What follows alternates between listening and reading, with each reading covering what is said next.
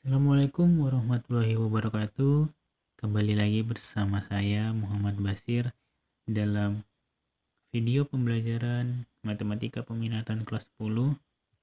Kali ini saya akan membahas tentang aplikasi fungsi eksponen. Biasanya aplikasi itu bisa dikatakan sebagai penerapan ya. Penerapan fungsi eksponen dalam kehidupan sehari-hari. Jadi dalam kehidupan kita tidak luput dari pembelajaran matematika gitu ya. Salah satunya eksponen. Aplikasi eksponen ini kebanyakan dia membahas tentang dua hal. Itu yang pertama dia tentang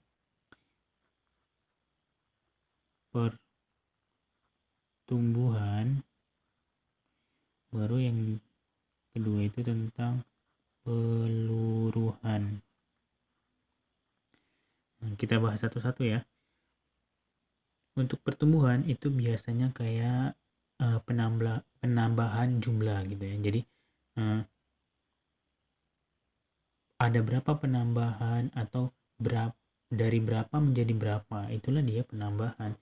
Peluruhan, kalau dia peluruhan biasanya kayak penyusutan, penurunan.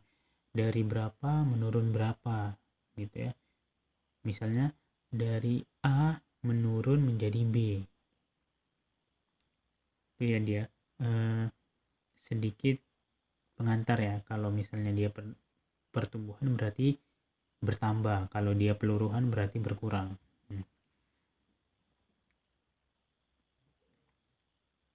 Untuk rumus dia sama seperti bentuk umum dari eksponen ya. Biasanya dia bentuk umumnya itu kan fx sama dengan k dikali a pangkat x, ya kan? Nah, inilah dia bentuk umum dari eksponen. Ini juga bisa dikembangkan. Kembangkan dalam pertumbuhan dan peluruhan. Buat kita masuk yang untuk pertumbuhan ya. Yang pertumbuhan itu dia menggunakan rumus ini dia, MT sama dengan M0 dikali 1 ditambah R pangkat T. Itu ya. Baru yang untuk peluruhan, nah dia hampir sama. MT sama dengan M0 dikali 1. Bedanya ini, kalau dia peluruhan dia dikurang. Nah, 1 kurang R pangkat T. Jadi tahu ya perbedaan antara rumus pertumbuhan dan peluruhan. Jika pertumbuhan dia 1 tambah R, jika dia peluruhan atau pengurangan atau penyusutan itu 1 dikurang R. Nah, untuk ini ya keterangannya. Nah, MT itu adalah jumlah setelah selang waktu T.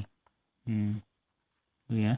Baru untuk MO itu jumlah awal atau jumlah mula-mula. Baru R itu adalah rasio.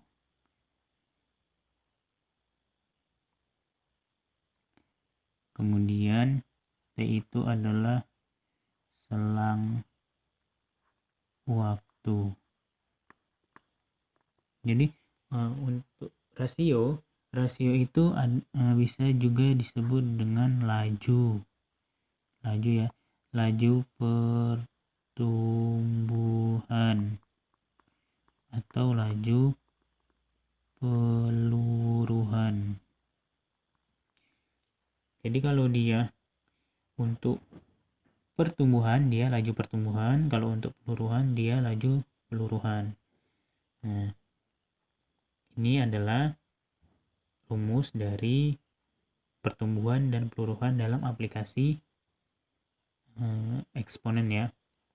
Baru untuk pertumbuhan biasanya dia kaitannya erat dengan misalnya kayak berapa jumlah penduduk, berapa bunga ketika si A menabung sekian juta gitu kan.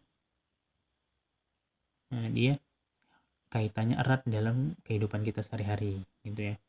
Baru kalau untuk peluruhan biasanya dia kayak tahun ini harga handphone sekian gitu ya.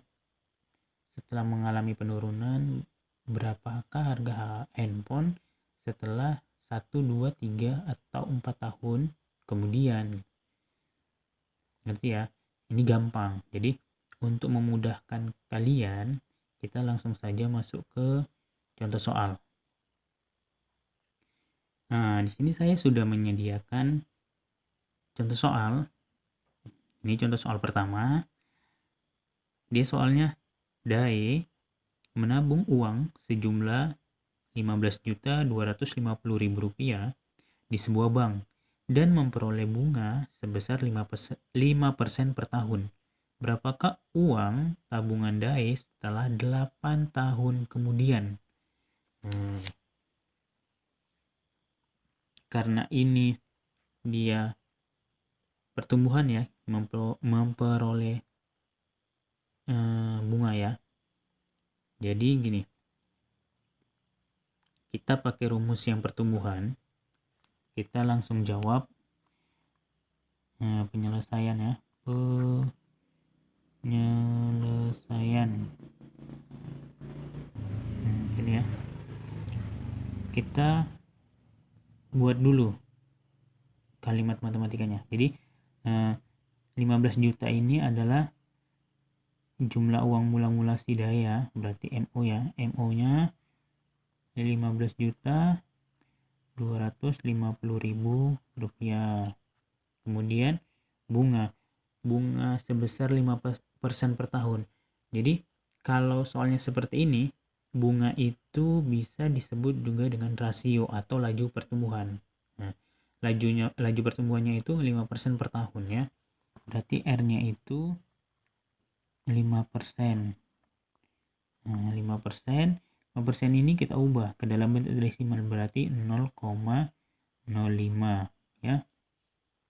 Kemudian yang ditanya berapakah uang Dae setelah 8 tahun kemudian. Nah, berarti 8 tahun itu adalah selang waktu. Nah, dari mula-mula atau 0 tahun sampai 8 tahun ya.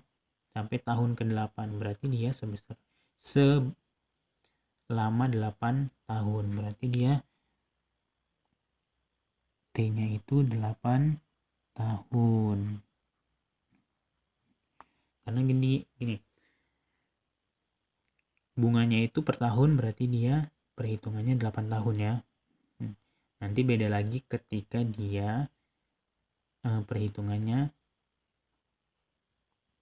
per 6 bulan. Jadi kalau per 6 bulan itu 1 tahun berarti ada 2 ya. Jadi kalau 8 tahun berarti 8 kali 2 gitu ya waktunya, karena dia bunganya per 6 bulan. Jadi kalau dia per 6 bulan itu berarti 1 tahun itu ada 2 kali penambahan bunga.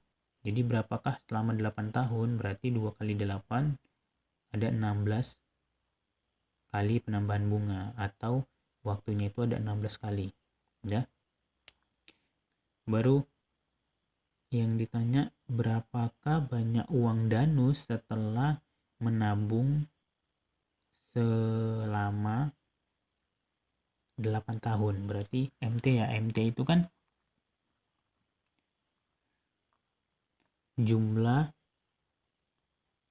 setelah selang waktu, atau iya, jumlah setelah beberapa waktu kemudian. Berarti MT sama dengan M0 dikali 1 ditambah R pangkat T. MO nya sebesar 15.250.000 dikali 1 ditambah R nya berapa? R nya 0,05. T nya berapa? T nya 8. T 15.250.000 rupiah. 1 ditambah 0,05 berarti 1,05 pangkat 8. Baru 15.250.000 rupiah.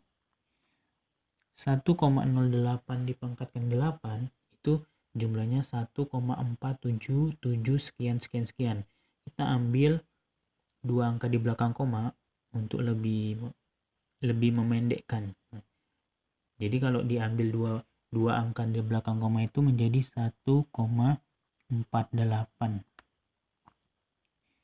Jadi 15.250.000 dikali 1,48 itu hasilnya 22.570.000.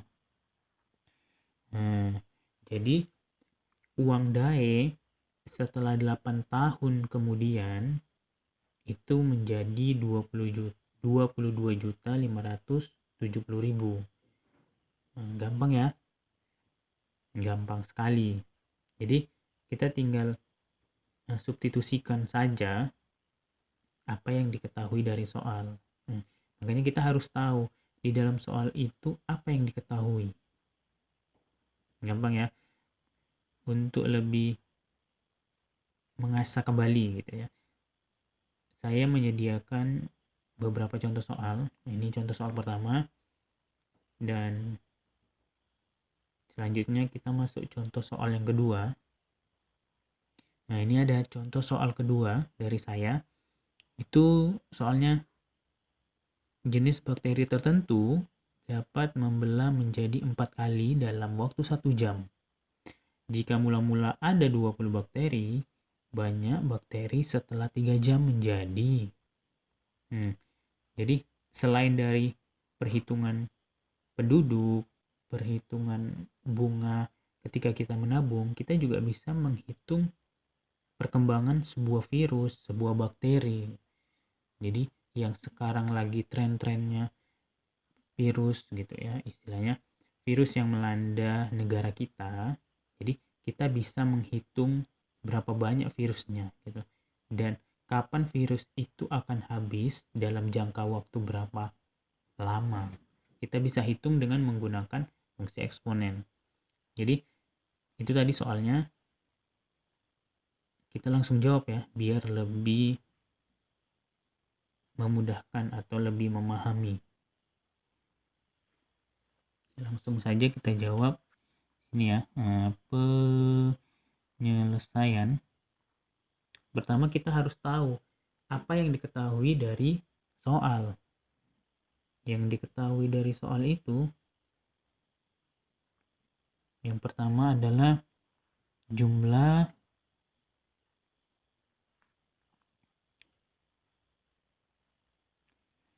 virus mula-mula. Tunggu. Sebelum, ya ini sedikit. Untuk jenis soal yang seperti ini, kita lebih menggunakan rumus, atau iyalah bisa dibilang rumus secara umum saja. Jadi rumus yang kita gunakan itu adalah rumus fungsi eksponen ya. Jadi rumusnya itu kan fx sama dengan k kali a pangkat x ya.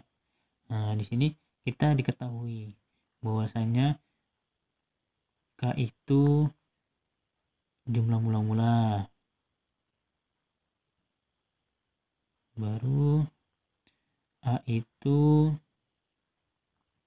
rasio atau laju ya pertumbuhan, baru X itu adalah selang waktu. Nah, terus apa bedanya sama yang rumus sebelumnya? Nah, jadi rumus sebelumnya itu dia lajunya dalam bentuk dia persen. Nah, jadi kalau ini secara umum gitu. Nah, dia diketahui secara pasti bahwasanya berapa laju pertumbuhannya kan gitu. Jadi di sini langsung saja ya. Kita buat K-nya itu 20 karena dia jumlah mula-mula. Setelah itu A adalah rasio atau laju pertumbuhan. Laju pertumbuhannya itu 4 kali dalam waktu 1 jam, berarti 4 ya. 4. Baru X adalah selang waktu. Yang ditanya berapa banyak bakteri setelah 3 jam, berarti waktunya 3 jam ya. Nah, karena lajunya 4 kali dalam waktu 1 jam, maka tidak ada perubahan dalam selang waktu ya, tetap dia. Berarti tetap 3. Lalu kita langsung substitusikan ke rumusnya. Fx sama dengan K kali A pangkat X. F3 ini maksudnya berapa banyak bakteri setelah 3 jam. Baru substitusikan K adalah 20 dan A-nya itu ada 4, X-nya itu ada 3. F3 20. 4 kali 3 berapa? 64 ya. 64. F3. Nah, 20 kali 64 itu 1280. Nah, jadi banyaknya bakteri setelah 3 jam yang awalnya 20 dengan laju kecepatan pertumbuhannya 4 kali dalam waktu 1 jam itu ada 1280 bakteri. Coba bayangkan jika ini adalah sebuah virus. Jadi ada 20 orang yang terinfeksi virus. Jadi satu orang itu satu virus ya. Jadi jika laju kecepatan atau laju kecepatan ini maksudnya penyebaran ya. Penyebaran si virus terhadap orang lain itu 4 kali lebih cepat. Atau begini, dalam satu virus dia bisa menyebar ke dalam 4 orang. Itu dalam waktu 1 jam. Jadi berapa banyak orang yang terkena virus ketika waktunya itu 3 jam ke depan. Jadi yang kena itu ada 1280 orang jika setiap orang itu satu virus. Berarti banyak sekali ya yang kena. Itulah betapa berbahayanya penyebaran virus, apalagi untuk zaman sekarang. Jadi untuk adik-adik, teman-teman, marilah kita menjaga kesehatan dari diri kita sendiri. Jangan lupa memakai masker, cuci tangan, ya, jaga jarak terhadap teman yang lain. Itu ya, ini pembelajaran juga untuk kita. Itu adalah contoh kedua dari saya, dan ada satu contoh lagi untuk lebih membuat kalian memahami tentang aplikasi fungsi eksponen. Jadi langsung saja contoh yang ketiga. Nah, ini contoh terakhir ya, ketiga dari saya. Jadi soalnya itu seperti ini. Harga suatu jenis smartphone adalah 9.750.000 dengan penurunan. Berarti kalau penurunan dia peluruhan ya, sebesar 12% per tahun. Maka harga jual smartphone tersebut setelah 3 tahun. Jadi kalau harga jual smartphone pertama itu harganya 9.750.000, anggap aja ini iPhone ya, yang lagi tren-trennya sekarang gitu. Jadi harganya itu 9.750.000, penurunannya 12% setiap tahun. Berapakah 3 tahun kemudian harganya? Langsung saja penyelesaian ya. Yang pertama itu harga smartphone pertama ya, berarti anggap aja itu modal, bukan, maksudnya jumlah awal ya, jumlah awal, berarti MO ya, MO sama dengan 9.750.000. Kemudian ada bunganya ya, bunganya berarti rasio ya, rasionya itu ada 12%, kita ubah ke desimal menjadi 0,12 ya. Baru berapa waktunya setelah 3 tahun kemudian. Berapa sih harganya kalau kita mau beli? Berarti setelah 3 tahun kemudian ya, karena dia bunganya per tahun, maka selang waktunya tidak ada perubahan ya. Berarti langsung kita ke penyelesaian. MT ini berarti berapa sih harga setelah 3 tahun? Berarti MO kali 1, karena dia penurunan. Ingat ya, penurunan ini berarti sama saja peluruhan. Berarti di sini dikurang ya, dikurang R pangkat T. MO-nya berapa? Harganya 9.750.000. 1 dikurang 0,12 pangkatnya berarti 3 ya, karena tahunnya 3. Berarti 9.750.000. 1 kurang 0,12 itu hasilnya 0,88 ya, dipangkatkan 3. Jadi harganya 9.750.000. Nah, 0,88 itu jika dipangkatkan 3 hasilnya 0,6 sekian ya. Kita ambil 2 angka di belakang koma, jadi saya ambil menjadi 0,68. Jadi itulah dia perpangkatan dari 0,88. Kemudian kita kalikan 9.750.000 dikali 0,68, hasilnya sekitar 6.630.000 rupiah. Lumayan besar ya penurunan harga smartphone-nya. Jadi anggap aja tahun ini iPhone-nya harganya 9.750.000. Wah, mahal ya gitu. Kapan ya turun gitu, mau beli. Jadi kalau dia penurunan setiap tahunnya itu 12%, jadi kita beli itu sekitar 3 atau 4 tahun yang akan datang lah gitu ya. Nggak aja 3, kalau 3 tahun berarti harganya sekitar 6.630.000.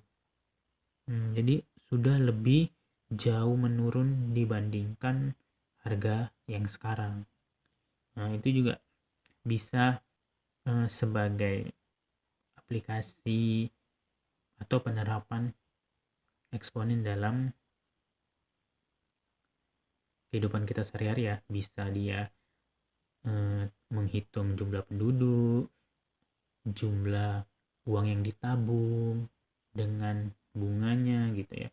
Baru bagaimana menghitung penyebaran sebuah virus atau bakteri, menghitung harga jual barang, itu boleh smartphone atau handphone, boleh dia barang-barang, dia bisa kayak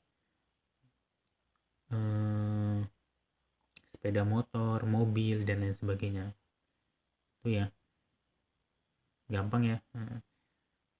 Sekian video pembelajaran dari saya, semoga bisa memudahkan kalian dalam memahami penerapan atau pengaplikasian fungsi eksponen dalam kehidupan sehari-hari. Nah, saya akhiri. Assalamualaikum warahmatullahi wabarakatuh.